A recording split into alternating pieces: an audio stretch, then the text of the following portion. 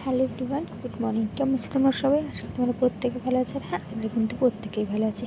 চলো তাহলে আজকে দিনটা হচ্ছে শনিবার, নতুন একটি ভিডিওতে তাহলে তোমাদের প্রত্যেকে আমার চ্যানেলে অনেক অনেক ভালোবাসে স্বাগত। আজকে সকালে শুরু করেছি একটু অন্যরকম বলতে আজকে ওই সকালে শুরু করেছি, মানে ভিডিওটা শুরু করেছি তোমাদের সাথে ঘর গোছানো দিয়ে। তাহলে চলো ঘরটা আগে ঝটপট করে গুছিয়ে নিই।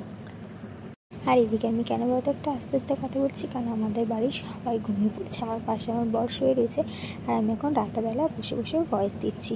যাই হোক, তো এদিকে দেখো ঘরটা গোছানো হয়ে গেছে। এবার ভালো হচ্ছে রান্না করা। ঘুম থেকে উঠে যেখানে আগে যেতে হয় আর ঘুমানো পর্যন্ত থাকতে হয়, সেই রান্নাঘরটাকে কিন্তু আগে সুন্দর মতন করে পরিষ্কার করে নিতে হয়। তো আমিও সেটাই করছি। তো যথারীতি আগে তোমার ইয়েগুলো জানালাগুলো খুলে নিলাম, আর লাইটটা ওরকম হয়, লাইটটাকে একটুখানি নিয়ে ঠিক করে নিতে হয়, এটাই যাই হোক। এদিকে আজকে ভাবলাম একটুখানি গ্যাসটা তো পরিষ্কার তো প্রত্যেক দিন করে ওপরটা, আজকে ভাবলাম একটুখানি গ্যাসটা তুলে নিচটা পরিষ্কার করি। বাপরে বাপ, নিচটা পরিষ্কার করতে গিয়ে দেখি ভীষণ ভীষণ পরিমাণে নোংরা হয়েছে। তাই ভাবলাম যে দেখ ভালোই হলো। আর এঁটোর বাসনগুলোকে আগে গ্যাসের ওপর তুলে নিচ্ছি, তার কারণ হচ্ছে ওই নিচটাকে মানে পরিষ্কার করে নেবো, তারপর আবার এঁটো বাসনগুলো ওখানে রাখবো। এঁটো বাসনগুলো যখন মাজা হয়ে যাবে তখন কিন্তু আবারও আমি সুন্দর মতন করে পরিষ্কার করে নেবো। যেহেতু এঁটো বাসনটা ওখানে ছিল সার্ফ হয়ে যায়, সেহেতু মানে সাবান হয়ে যায়, সেহেতু আবার ব্ল্যাক স্টোনটা ভালো মতন করে মুছে নেবো। সকালবেলা উঠে আমার ব্ল্যাক স্টোনটা 3 থেকে 4 বারের বেশি আমাকে মাজতে মানে পরিষ্কার করতেই হয়। আর এদিকে টিফিন কারিটার মধ্যে রয়েছে ছোলা। কবে থেকে ভিজিয়েছি জানেন তো ছোলা, কিছুতেই অঙ্কুরিত আর হয় না, দেখবো আজকে টিফিন বক্সটা করে অঙ্কুরিত হয়েছে কিনা। যদি অঙ্কুরিত হয় তাহলে খাবো, না হলে ফেলে দিতে হবে, কারণ অঙ্কুরিত আলু ছোলা আমার খেতে বেশি ভালো লাগে। সেহেতু ভাবলাম অঙ্কুরিত না হলে আজকে ছোলাটাকে একদম ফেলেই দেবো। দেখা যাক অঙ্কুরিত হয় কি হয় না। চলো এদিকে গ্যাসটা উপরটা ভালো করে মুছে নিচ্ছি, তারপর নিচটা মুছবো। তো যাই হোক, চলো তাহলে এদিকে আমার সমস্ত কিছু কাজবাজ করা কমপ্লিট হয়ে গেছে। আর এদিকে আমি ঘরটা ঝাড় দিয়ে নিচ্ছি। ওই যে দরজার পেছনটায় ভীষণ পরিমাণে ধুলো হয় জানো তো, ওই দরজার নিচটা অনেকটা ফাঁক তো, সেহেতু ওই ভেতরে ছুঁচো ঢুকে যায়। আর ছুঁচো ঢুকলে বুঝতেই পারছো ঘরের একদম বাজে অবস্থা করে দেয়। ওই জন্য রাত্রেবেলা ইট দিয়ে আর কাঠ দিয়ে সুন্দর মতন করে জায়গাটা বন্ধ করে দেওয়া হয়, যাতে কিছু ঢুকতে না পারে। তার জন্য ইট থাকে, বুঝতেই পারছো অনেকটা পরিমাণে ধুলো থাকে, সেহেতু ওটা ভালো মতন পরিষ্কার করে নিয়ে এবার আমার আশেপাশে সমস্ত কাজ কমপ্লিট হয়ে গেছে। চল এবার যাওয়া যাক তাহলে স্নান করতে যাবো না, বাসি জামা কাপড়টা চেঞ্জ করবো। এই 2 দিন স্নান করে আমার যা অবস্থা আর বলার কথা নেই।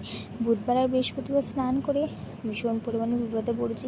এত জ্বর এসেছে, এত পরিমাণে টনসিল ফুলে গেছে যে বলার বাইরে। সেহেতু আর ভাবলাম আজকে সকালবেলা স্নান করে কাজ নেই, কারণ এমনি টনসিল ফুলেছে, এর মধ্যে যদি এখন আমি স্নান করি আর আমার টনসিল ফুলে যাবে। সেহেতু আর সকালবেলা স্নান করে আমরা শুধু বাসি নাইটিটা চেঞ্জ করে ধুয়ে নিয়ে চলে এসেছি। আর কয়েকটা জামা কাপড় কেচে দিয়েছিলাম, তো সেটা তো আগেই মেলা হয়ে গেছে। এবার যে বাসি জামাটা ধুয়ে দিয়েছি সেইগুলোই টুকটুক করে মেলে দিচ্ছি। আর রোদটা দেখেছে ভীষণ পরিমাণে রোদ পড়েছে। ওই 1-2 ঘন্টার মধ্যে আমার সমস্ত জামা কাপড় একদম শুকিয়ে অবশ্যই এখন যা অবস্থা, কারণ মানুষকে কেটে দিলে রোদটা কিন্তু শুকিয়ে যাবে, তাই না বলো?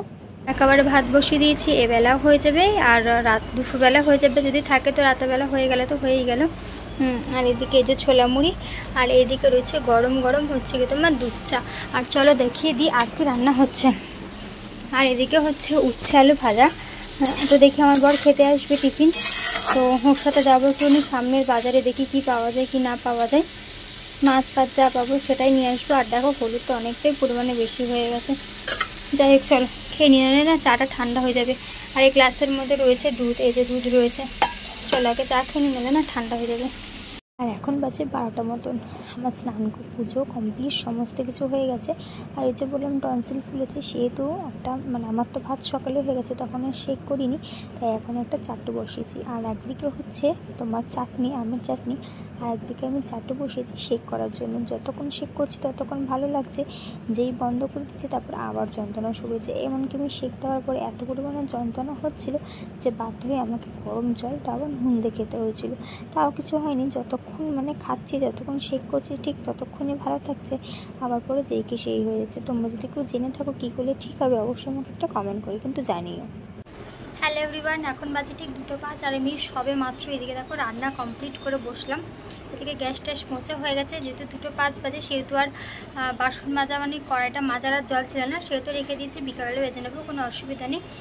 আর আজকে রান্না বান্না করে আমার উঠতে অনেকটাই পরিমাণে লেট হয়ে গেছে। এখন বাজে ঠিক 2:05, এই হয় জানো তো, আমার সকালবেলা স্নান না করলে পরে না রান্না করতে ভীষণ পরিমাণে লেট হয়ে যায়।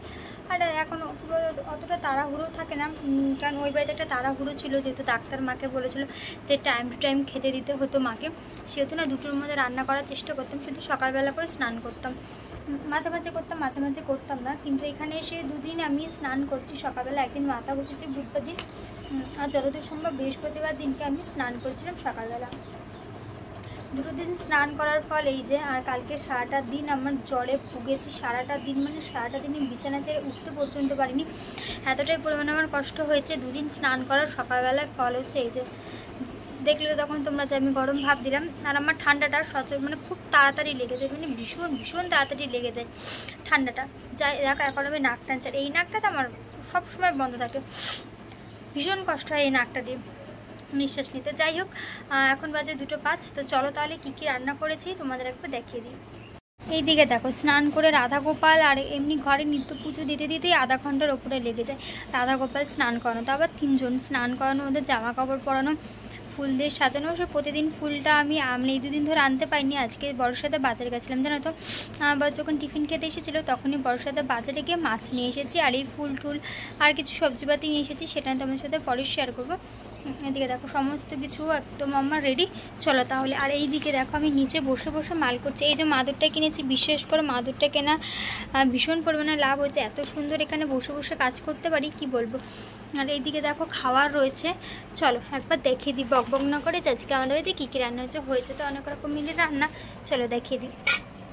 সবার ফার্স্ট রয়েছে যেটা, সেটা হচ্ছে আমের চাটনি। এই আমের চাটনি করতে আমার বোধহয় 250 চিনি একেবারেই লেগে গেছে, এতটাই পরিমাণে টক জানো তো। দাঁড়ো এটা নামিয়ে নিই আগে। আর এই দেখো এখানে রয়েছে হচ্ছে কাতলা মাছের ঝোল আলু দিয়ে, জানি না কেমন হয়েছে। আর এখানে রয়েছে ভাত, আর উপরে রয়েছে তোমার উচ্ছে আলু ভাজা। এটা দেখালাম না, এটা তোমরা তো জানো, ওটার জন্য দেখালাম না। আর এদিকে দেখো এই এখন বিছানার চাদরটা রয়েছে, কালকে ভেবেছিলাম কেচে দেবো, কিন্তু কালকে এতটা পরিমাণে জ্বর এসেছিলো সেটাও আর কাচা হয়নি। আর আমার বর বলছে এখন কাচাকুচি করতেই হবে না, কয়েকটা দিন যাক, তারপর কোনো আবার ঠান্ডা লেগে গেলে আবার জ্বর আসবে। এটা 1 বাটি হয়েছে তো একটু সাবধানে তুলতে হচ্ছে, একটুখানি সাবধানেই রাখতে হচ্ছে, নাহলে বলা কি যায় কখন পড়ে যায়।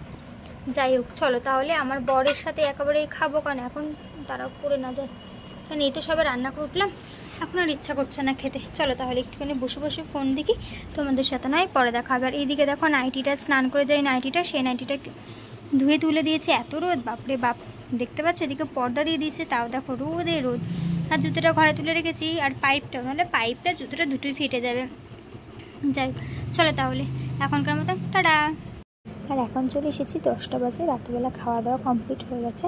এখন একটুখানি ভাবছি তো চা করছি, না এত রাতে কে চা খাবে, ভাত তো খাওয়া হয়ে গেছে, এত রাতে আর চা খাবো না। এখন করেছে হচ্ছে একটু নুন দিয়ে গরম জল, এই গরম জলটা দিয়ে গার্গিল করবো, দেখি যদি একটু ব্যথা কমে, দেখা যাক কী হয় না হয়, কিন্তু জানি না গো, ব্যথা আপাতত তো আমার মোটামুটি, এখন তো মোটামুটি কথা বলতে পারছি। আর কিছুক্ষণ আগে তো এত পরিমাণে জ্বর এসেছিলো যে কথা কেন বিছানা ছেড়ে উঠতেও পারছিলাম না। বিকালবেলা গেছিলাম হাটে, আসলে তোমরা প্রত্যেকে সেটা আমার রিলসে দেখে নিয়েছো, যারা যারা যাওনি আমার ইউটিউব চ্যানেলে রিলসটা দেওয়া আছে, কি ঝটপট করে দেখে আসো। আর তারপর থেকে আসার পর থেকে ভীষণ পরিমাণে জ্বর আসে। হ্যাঁ এখন তো তাও মোটামুটি একটু আমি ভয়েস দিতে পারছি, নাহলে একটু আগে তো আমি কথা বলতেই পারছিলাম না। তো এই গরম জলটা দিয়ে গার্গিল করে ওষুধ খেয়ে শুয়ে পড়বো। তাহলে চলো আজকে ভিডিওটা এইটুকুনি, টাটা, আবার কালকে দেখা হবে নতুন একটি।